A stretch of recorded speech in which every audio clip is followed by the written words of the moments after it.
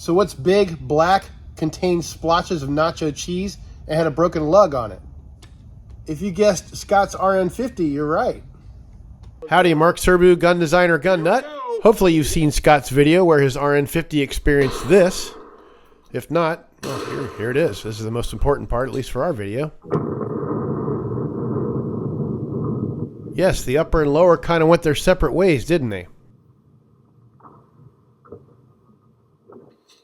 Oh! Oh! Oh, that was bad. Yes, Scott. Yes, it was. Worst customer ever. Anyway, so what happened? Why did this lug just break the frick off? Obviously, the weld cracked. Why? Why do you think? I'm sure a lot of you smarty pants mechanical engineer types and a lot of you welder types have an idea of why, or you know exactly why. And the bottom line is it's something called residual stress. And that happens when you're welding one part to another. And you got an area where the weld is, it's extremely hot, thousands of degrees. And then yet far away, like in the middle of the lug, it's just a few hundred degrees. And there's a very big temperature differential there that causes that stress as the weld joint cools down, along with the surrounding metal. Obviously, there are ways to mitigate this stress or reduce the stress for you dumbasses.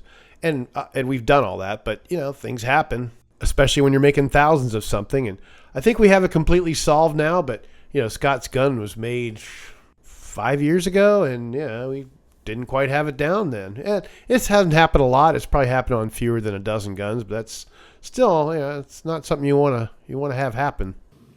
Yes? But why? Because people just don't like having parts break off their gun there, Satan.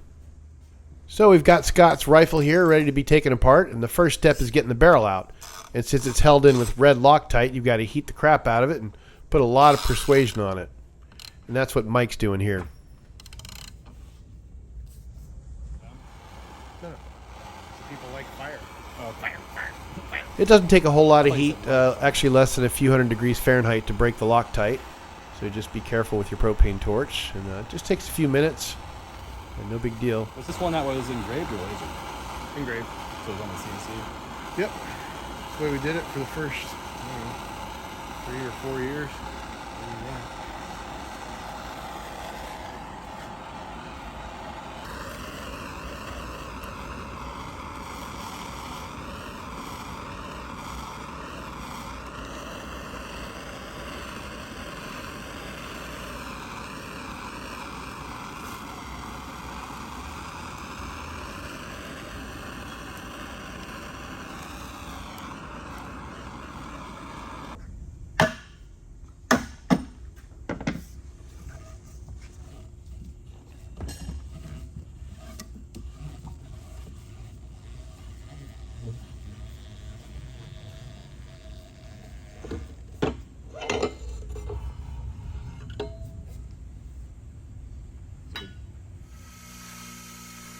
And as I was running around the shop doing my normal stuff and forgetting to videotape, the guys sandblasted and otherwise prepped the receiver for welding the lug on.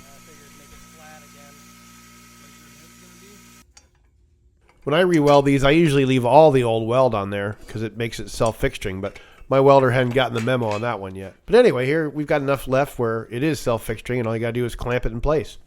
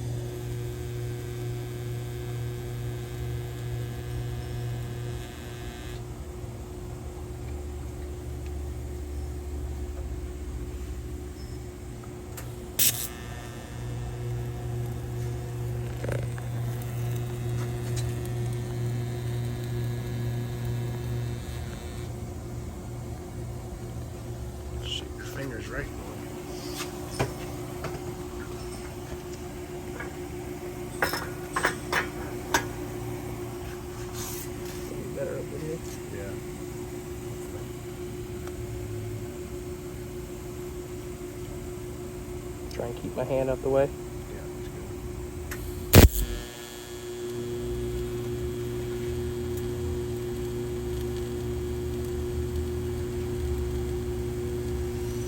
Smoking like a mofo.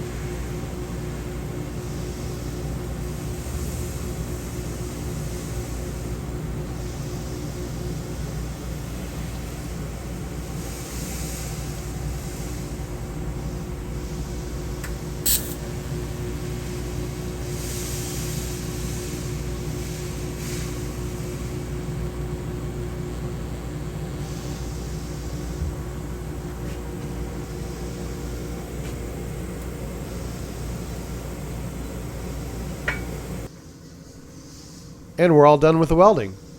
Always interesting to see all the varying colors on there. I'm sure a lot of you who watch my channel know about this, but for those of you who don't, here's a color chart.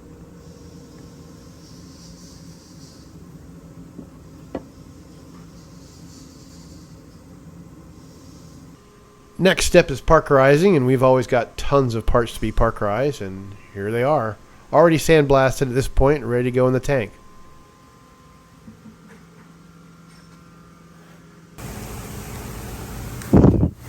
Alright, here it is. Normally we don't touch these before parkerizing, but I'm not super greasy or anything, so it should be good. Notice we don't put as many holes on the handguards nowadays as we used to, mainly because it takes way too much time.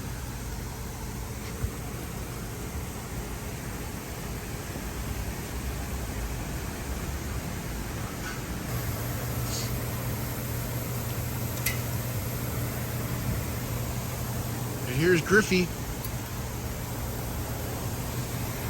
otherwise known as Griffin by normal people.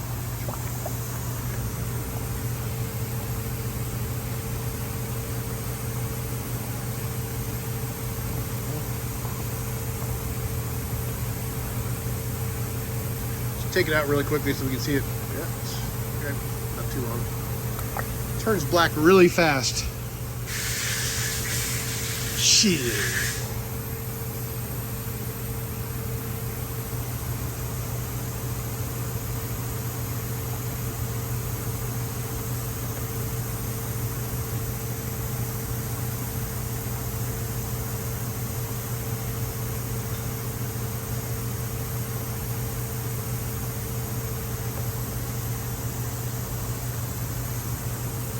Bring it up again.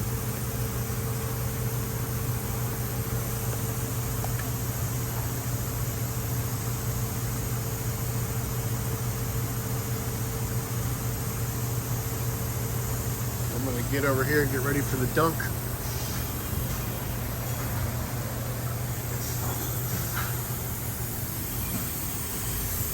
Oh, all its brothers in there.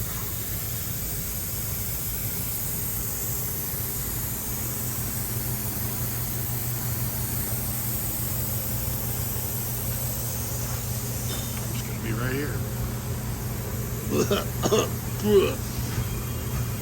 Of course, I'm downwind of the fumes.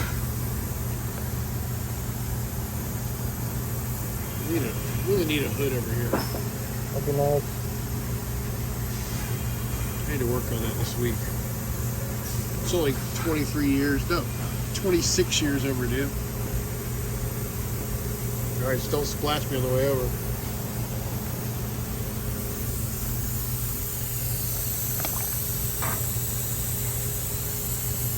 Now, if you work at McDonald's and you dunk fries in the fry oil, you can do this job, right? Pretty much. I don't know, I never worked at McDonald's, so.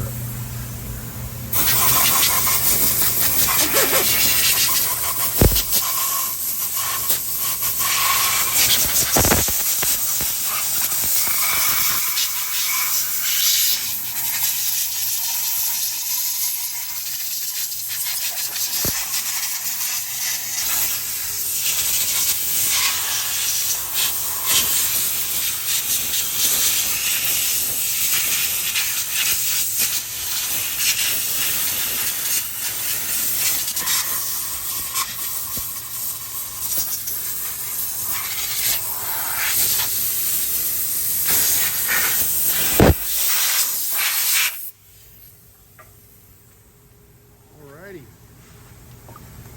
Dunked in the oil.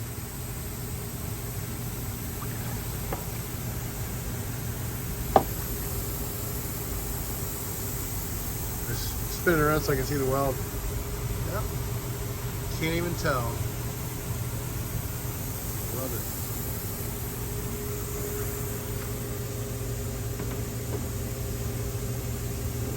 Now, make me a hinge. Hinge. And look, just picking out of the rack, you can see which one looks different. A lot more holes.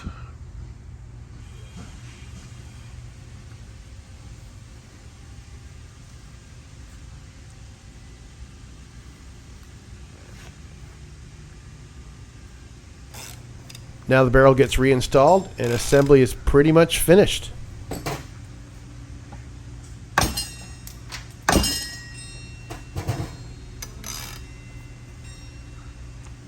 Alright, and here's one of the rounds that Scott gave me to put in here. And it's from the same batch, but he said it's probably fine, so I'm going to go ahead and trust him on that one.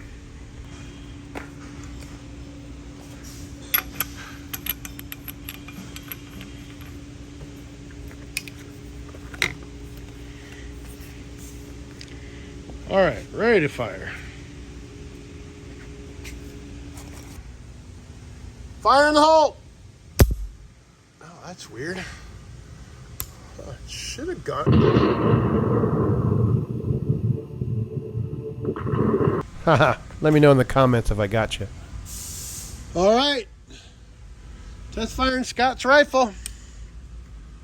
Test firing! Fire in the hole!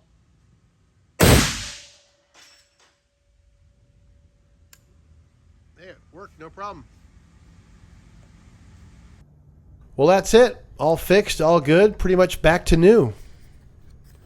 Welds are about as good as I've ever seen, and hopefully it'll never break again.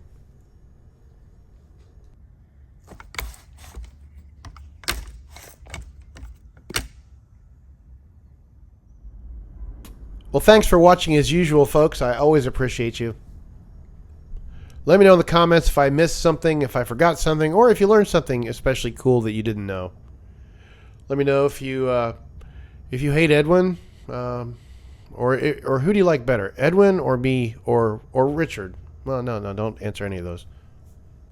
I'm just thinking about those guys right now because we're supposed to be trying to figure out a time to get together to do another video, but it's been like herding cats, so you know how that goes. All right, have a good one. Catch you next time. Who are you? Never lost a case. Why? Why do you think? Because you're so fucking good. Yeah? But why? Because you're my father. I'm a little more than that, Kevin.